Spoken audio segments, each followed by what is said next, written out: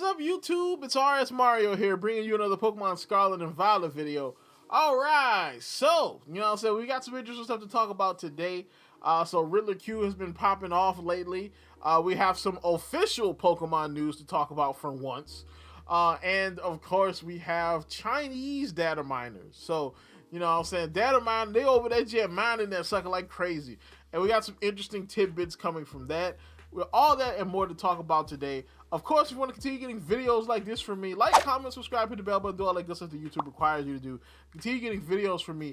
Follow me at twitter.com/rsmario128. Like my video tweet, share my video tweet, and I will shout you out at this portion of the video. Like today's lucky Twitter denizen, AVA Gamer, liked my video tweet about the games as a service game, the Pokemon patent that I did a video on the other day. If you want to check that one out, you can also check that one out as well. You know, it could have some interesting ramifications on the future of Pokemon. You know, as well as another little bit of self-promotion. I did start covering Overwatch on the channel. I know that the algorithm does not like it when you change things or when you cover something different. So if you, it probably didn't send it to you. But if you want to check that out, check out the patch notes and check out me, you know, have me talk about Overwatch the way I talk about Pokemon. You can check that video out as well. Let's get on into it. So first off, we got some official Pokemon news. We got Cerebi, the OG, in the house with some official news, basically saying that the next Pokemon Scarlet and Violet Indigo disc information will release on December 7th, 1400 UTC, which is, I believe, like 9 a.m. Eastern Standard Time. You know, so I don't know what it's going to be for you Central and West Coast people, but for us East Coast individuals, it's 9 o'clock, okay? So probably a new trailer. More than likely it's going to be like the final launch trailer for Indigo Mask or Indigo Disc. We'll probably get some hints at, like, you know, what the other Paradox Pokemon are going to be. You know, Paradox Terrakion and Paradox Entei. We're probably going to get hints at those, more than likely. So, you know, that's interesting. Oh, then the second big piece of information was Riddler Q flat out confirming something that we kind of speculated in the last video. We were talking about the 25 legendaries. He said there's no need to question this because this list is extracted from the Scarlet and Violet 2.0.1. The only thing you need to pay attention to is the static encounters, as what data mined are just 25 items named after these 25 legendary Pokemon. However, the items don't confirm whether they are associated with static encounters or not. To find out how to obtain these items and trigger the legendary encounters, refer to our previous post. We have teased this method. More than likely, what he's talking about is the vending machine, which we're going to talk a little bit more about later, and the odd jobs leak, where he had like a calendar that had a bunch of odd jobs on it. And, you know, the thing where we all thought it was like hinting at side quests.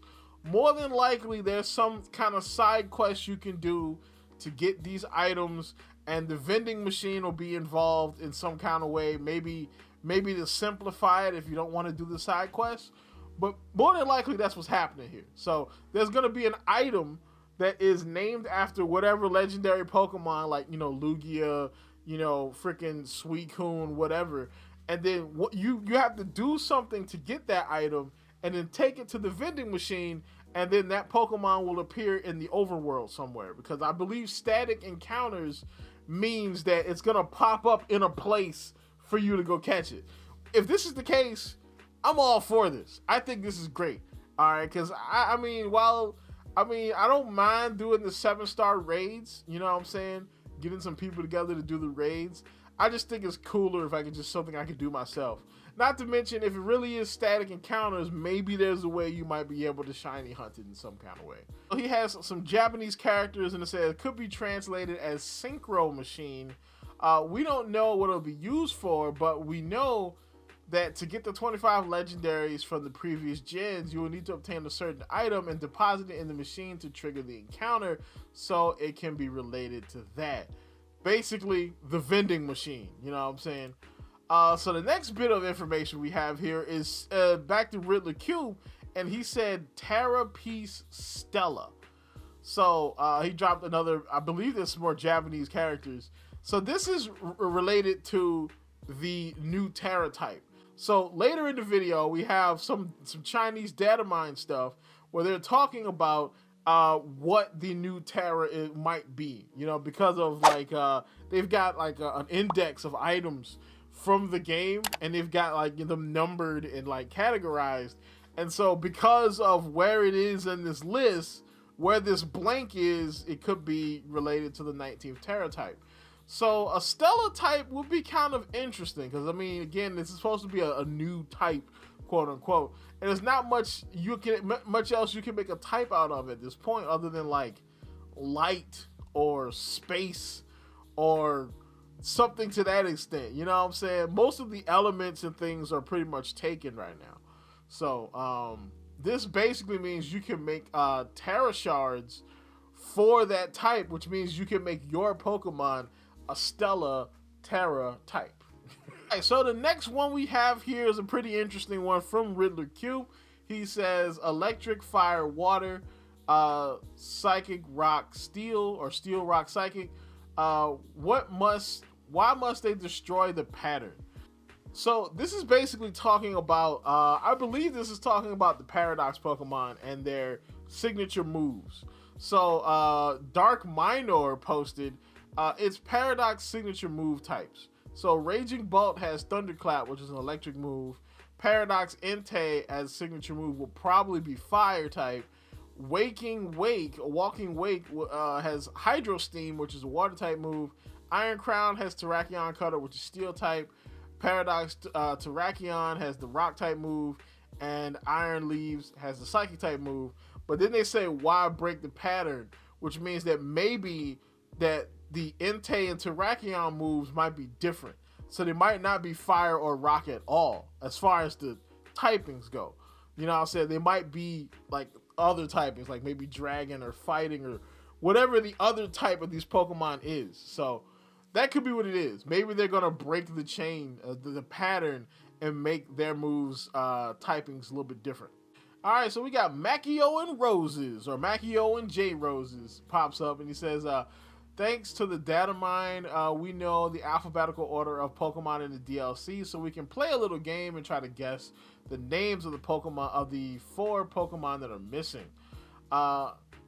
In the images, we did not want to put suggestions of the names for the evolution of Dipplin. That Hydra is the most sensible thing that comes to mind, since we've known for months already that it will have multiple heads. Same as Dokutaro, it could start with PE, and we always knew it was a peach. So basically, he has these 4 kind of screenshots, and basically these Pokemon are in specific spots on the list for the Pokédex and Indigo Disc. So the Dipplin evolution is in between Huntail and Hydreigon. So it's going to begin with an H. It's probably going to be Hydra something, because in all the leaks and rumors hinting at this, Hydreigon has been involved. And we know it's going to have multiple heads because there's multiple Dipplins in it, or Applins inside of this one Pokemon. So that's basically what it's going to be. It's some kind of like Poison Hydra type of deal, which is kind of interesting, to be honest.